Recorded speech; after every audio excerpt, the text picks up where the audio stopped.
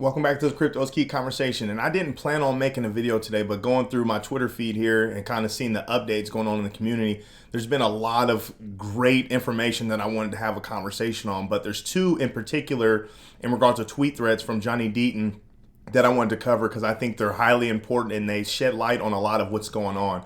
So it's going to be one about William Hemmon's conflicts of interest, and then Johnny Deaton's response to digital asset investor in regards of Johnny Deaton being invited to certain crypto industry, or media people's platforms to kind of shed light on what's going on with the Ripple versus SC stuff, ETHgate, and Ethereum Free Pass timeline stuff. But quickly coming over here to CoinGecko, we're currently sitting at a $1.15 trillion market cap, currently up 0.2% for the day. If we come down here, Bitcoin is sitting at 23,773. Ethereum sitting at 1,719. Coming down here, XRP is sitting just under 40 cents. So we have some gains over the past few days, some positive stuff here. As the 24-hour period, the highest gainer, Filecoin at 18.8. ICP sitting at 13.2, and so on.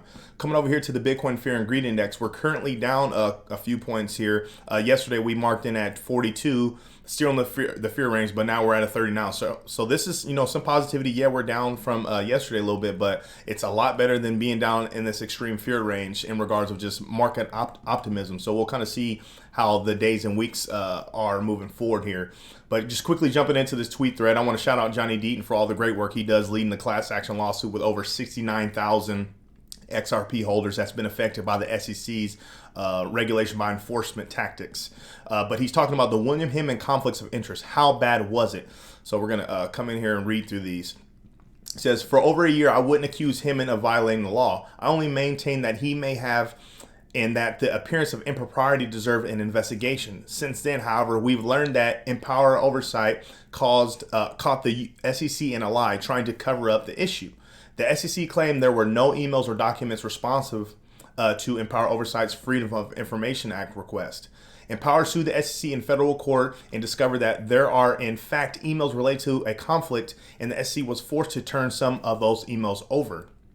After reading those emails, it is obvious that Hemmon was in violation of the criminal financial conflict laws of the United States.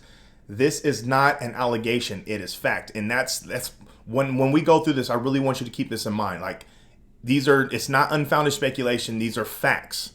And this is a big part of this whole Ethereum Free Pass and this whole ETHgate stuff. It's like they accuse the XRP community of having, being conspiracy theorists and having unfounded speculation, when in reality, it's all facts of these individuals in their own words, them on video footage, and them on documentation.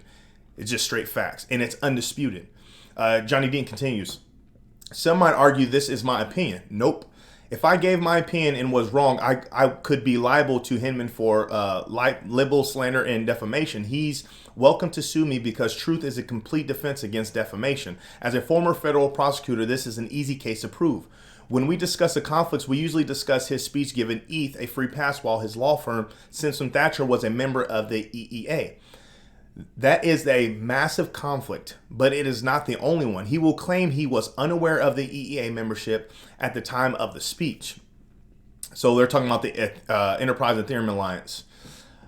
He continues, Simpson Thacher is already attempting to help him and control the narrative by informing Eleanor Terry that the membership in the EEA was not a big deal, and in fact they are no longer a member. It was a huge deal and it cannot be trivialized. So Eleanor Terry had reached out to Simpson Thacher because there was an update that I think it was Stefan Huber, one of the XRP community members, had surfaced a screenshot of the Wayback Machine had an image of Simpson Thacher was a member of the Ethereum Enterprise, or the Enterprise Ethereum Alliance, and then currently, I think they say as of April or May of 2022, they're no longer. So that's what Johnny Deaton's talking about here in regards to them trying to start this narrative, or in a sense, this hiding or cover up.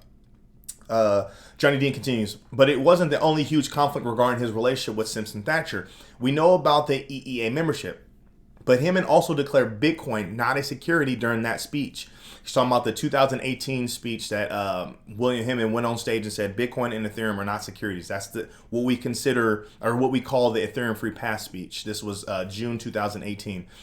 Continues, was there ever a Bitcoin connection with Simpson Thacher while Hemmon was director? Of course it was. In 2019, while Hinman was director at Corporation Finance, Simpson Thacher led the IPO of Canaan, a Chinese company that sells, wait for it, Ethereum and Bitcoin mining hardware. So he puts up this this image here, this Securities and Exchange Commission registration statement. All right, coming down here, it says, after Hinman's division of Corporation Finance, the division that approves IPOs, approved the Simpson Thacher-led Canaan IPO was sued for fraud and misrepresentation related to that IPO. To truly appreciate the conflict, you must understand Hinman claimed he, quote unquote, retired from Simpson Thacher was only receiving a pension. Not true.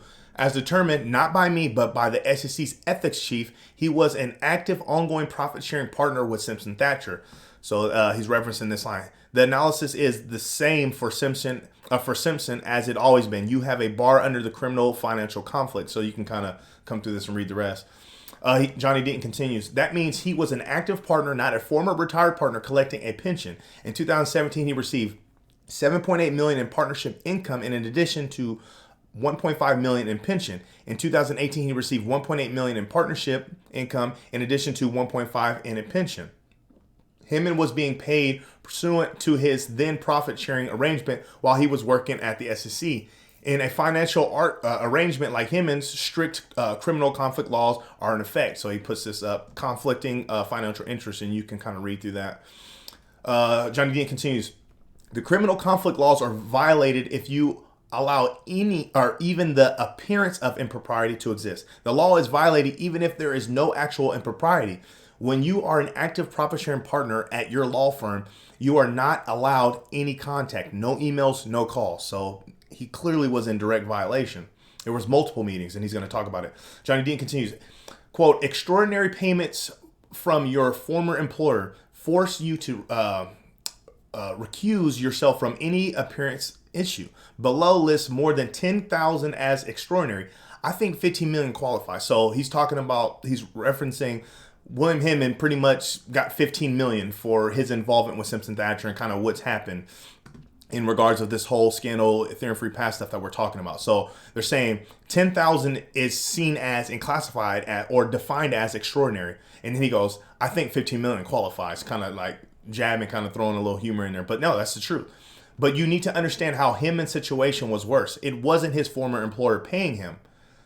He was an active profit-sharing partner at Simpson Thacher. The better the firm did financially, the better he did. Because of that scenario, you must honor the conflict laws. That means no contact, as in no whatsoever, or none whatsoever. It may seem overly strict to some, but that is the law. And Hinman gave the law and his own ethics chief the middle finger.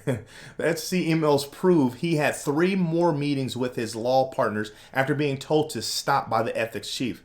Imagine reading his non-SEC emails. I mean, that would be super intriguing to read those non-SEC emails. Probably just like doing this in the emails, to be honest. Johnny Dean continues. So when Hinman eventually makes a public statement and claims that he did not know anything about the EEA membership, understand that is the exact reason you honor the criminal ethics bar and have no contact. If he did not have any contact, then it wouldn't look as bad as it does. He declared Bitcoin and Ethereum non-securities. His firm led the IPO of Canaan, which sold BTC and Ether hardware. He was a profiting sharing partner at Simpson Thacher, sharing in the profits from fees racked up representing Canaan and others while he was at the SEC. He benefited from his speech. I mean, hands down. A monkey could prove he was in violation of the United States criminal financial conflict laws. He was in violation whether he knew it or didn't know about the EEA or the Canaan IPO because he was told to stop meeting his partners at Simpson Thacher, and he continued to do so.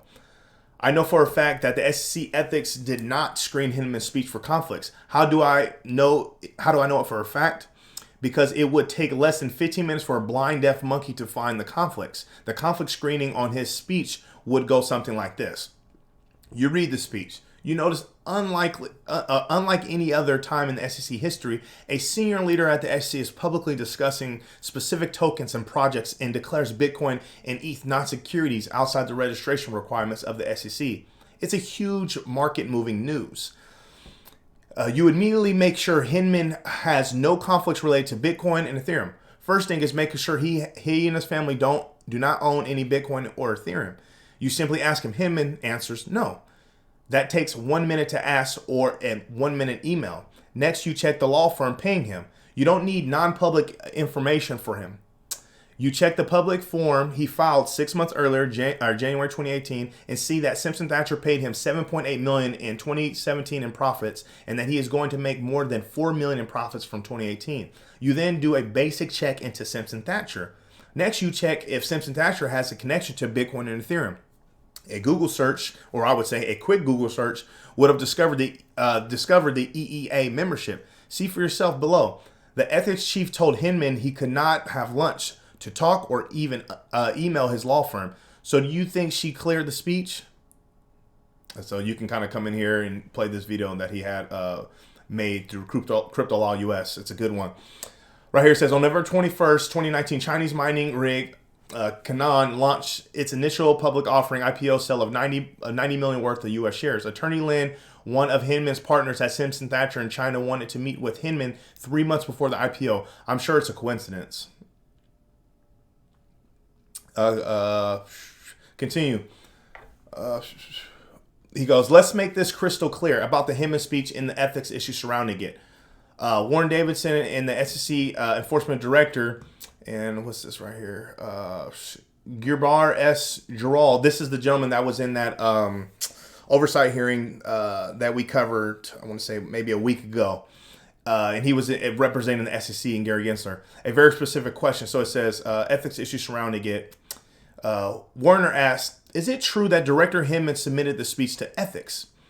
The SEC enforcement director responded that he cannot answer the question because of the, did I say that right? Yeah. He said, responded that he cannot answer the question because of the ongoing litigation in the Ripple case. So we played the video. I don't want to play it again, but yeah, he literally that was his response to like the major questions that were asked.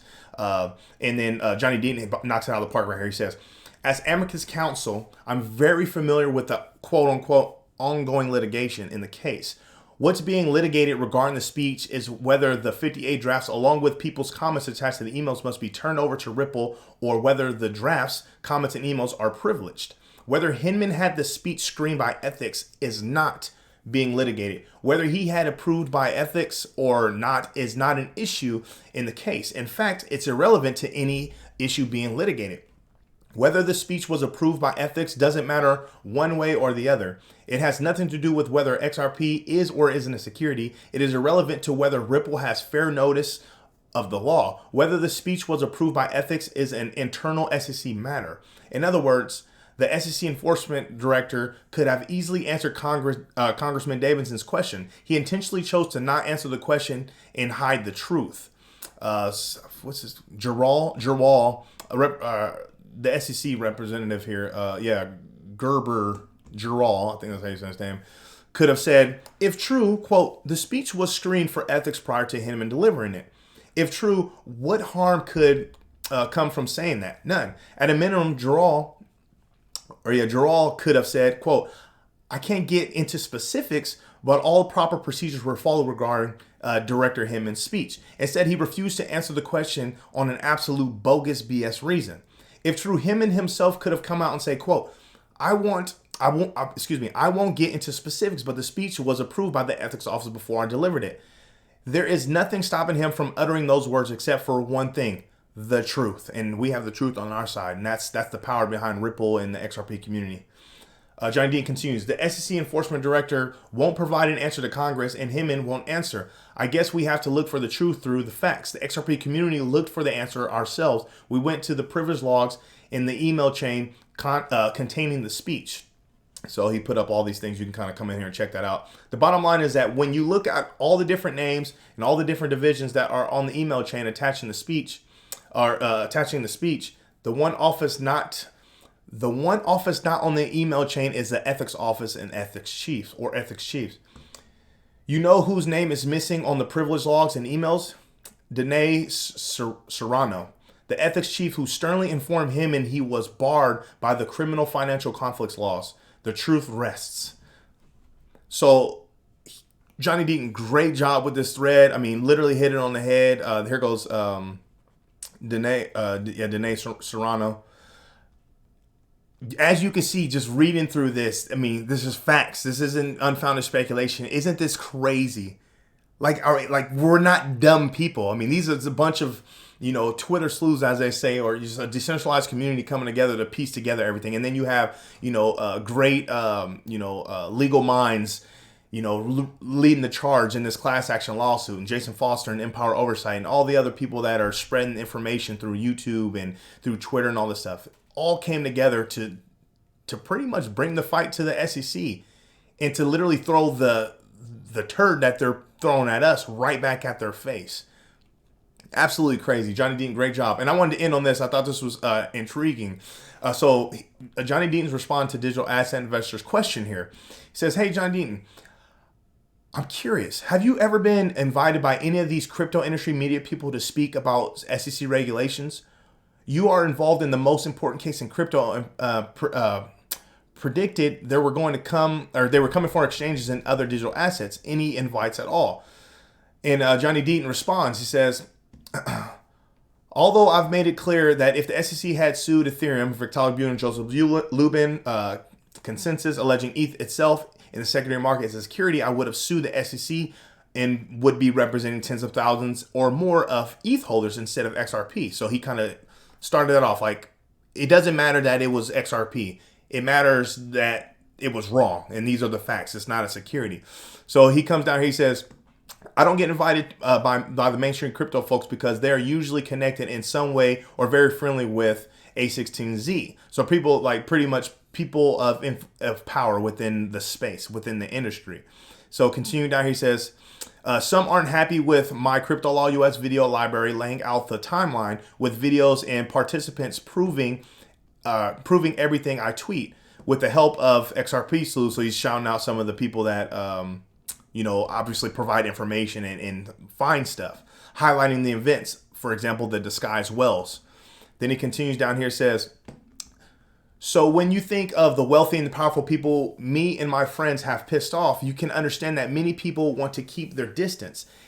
It's understandable because some receive funding from these folks, or maintain business relationship with them. So it's all good.